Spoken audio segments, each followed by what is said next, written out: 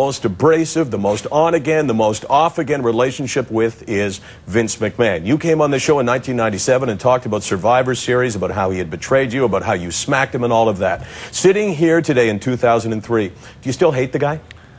No, I don't. Well, hate's a big word, but I don't know. Just so you know, Bret, I'll bail you out of anything. I'm not bailing you out of this one. Do you still hate Vince McMahon? No, I think I've moved on past that a little bit. I certainly don't forgive what he did. I don't care for how they justify. You know, they try to minimize it all today like it was nothing, and it was part of it. It was just doing business, and it was never about business. It was just about being dishonest and unfair. And I've never been too happy with what they did. But when I had my stroke, he called me in the hospital, and I was such a wreck at that time that he actually caught me completely off guard. It was just Vince McMahon on the phone, and I thought it was a nice gesture anyway. And we talked a little bit, and I was, like I say, pretty feeble and pretty devastated, and I didn't even know what to say. And we started talking, and I had a guy, a friend of mine that's working on a coffee table book with me at the time, and he does all these really first-rate, guy named Alan Turowitz doing these coffee table books, who I'd seen in Montreal like 4 days before this stroke, and this is like 6 days later. And he was doing this coffee table book, and we were talking about pictures. I said, I don't have any. I don't have access to not any of my shots with the belts and all that kind of stuff, or my footage. And so then when Vince called, it was the first thing I asked him. I said, I have a guy doing a coffee table book, and we just had a little talk about it. He said, you can, because he made this promise to me once before, actually at my brother Owen's funeral, and he went back on his word there. But we talked that day, and he goes, just have him call me, anything you want. And I thought that was a good sign and a nice gesture. And I thought, for me, I have to find a little closure too. I don't want to keep dragging around all this bitterness and hard feelings towards Vince McMahon for forever. I don't know what happened I still don't know what happened with my brother Owen, because it never went to trial, and no one ever justified or explained to me what happened, including Martha or anybody else. It just, someone paid for that to be put away, and that's sealed in a box somewhere.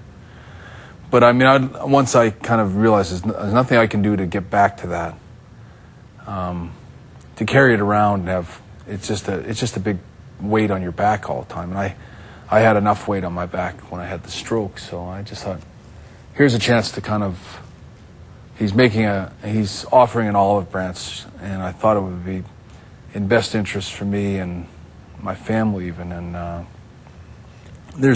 have nephews in my family that have aspirations to wrestle, and they want, if you're going to get into wrestling, where are you going to go? And I didn't want them to feel that they couldn't go work for Vince if they want to someday. I have a nephew, Ted, who's actually quite a good wrestler, and Davey Boy's son, Harry. They're both great little wrestlers, and I think they are a little hesitant to go work for Vince, and maybe Vince is hesitant to hire them. I got to ask you this, though. Knowing what you know now, the way your life has evolved, the way wrestling has been, I'm sure the best thing that ever happened to you and the worst thing. If they were your kids, would you try to keep them away from wrestling? Yeah, I mean, I do steer my kids away from it. But if they really wanted to do it, I mean, wrestling, I'd rather my kids got into wrestling than, if he was doing drywall or something. Not that there's anything wrong with doing drywall, but wrestling was exciting and a lot of fun, and, I saw the world. And there's a lot of good things that can come out of wrestling. Unfortunately, there's a lot of bad things that happen in it, too. It's not a business that takes care of its own, that's for sure. There's not a man on the planet, there's not a family in the world that could talk about the good and the bad of wrestling like you guys. I want to find out, though, you sat face-to-face with Vince McMahon, right? We'll talk about that when OTR returns.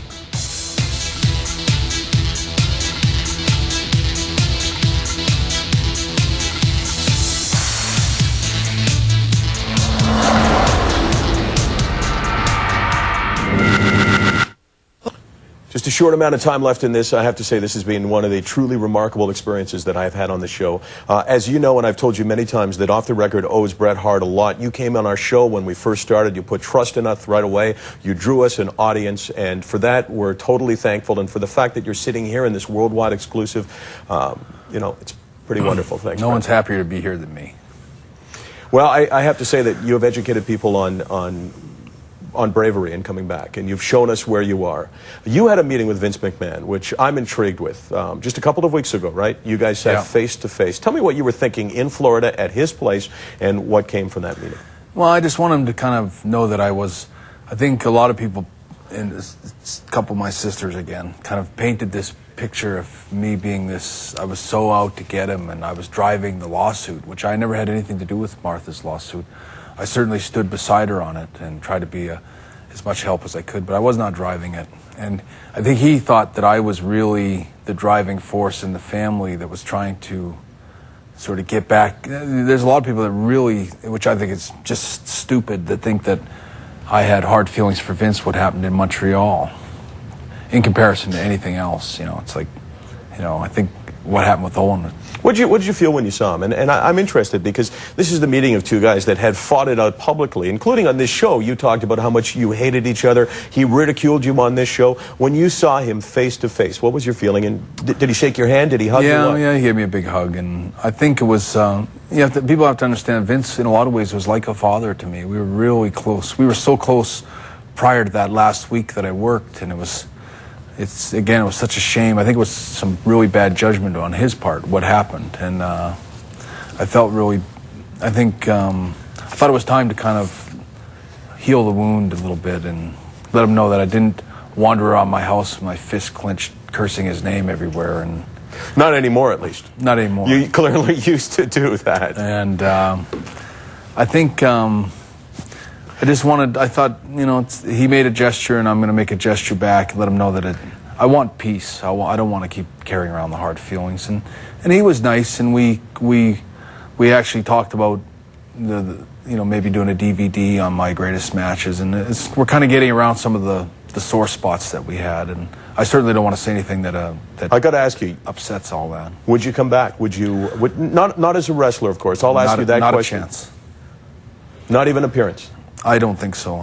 It's highly unlikely. What about if he came to you with a thank you tour, saying, you know what, we didn't say goodbye correctly, which is obviously the case back then? I have thought about maybe if the audience was there, you know, because I have to look at it from his side. What is he going to benefit?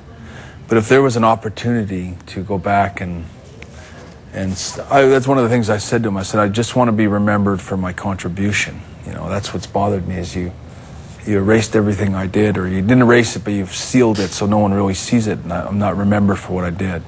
What do you remember of Curt Hennig? Obviously, he's passed away. That news just came to us, passed away yesterday. What are your thoughts?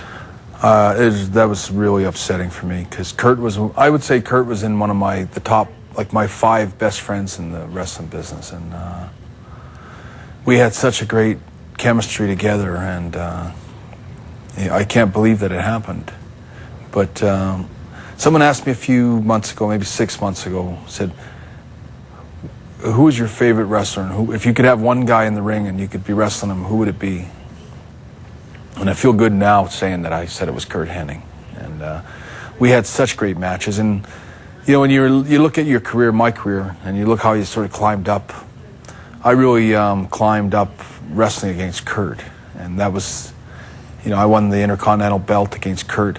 And if anyone knows the true story about what happened in the SummerSlam that year, is that Curt hurt his back pretty bad. And a lot of wrestlers wouldn't have showed up that day, but Curt showed up in the SummerSlam to like put you're saying, me he's over. amazing. I'm going to do something I didn't think I'd have to do, which is cut you up, because I couldn't shut you up. And that's the best way it could be. We'll see you next time. Bret Hart 2, 1 week from today.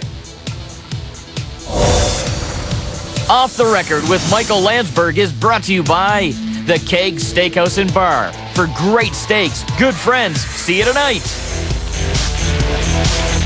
Michael Landsberg's wardrobe supplied by Grafton & Company. Get it at Grafton. You know what? Look at that. I can smile. I can give a real smile if it's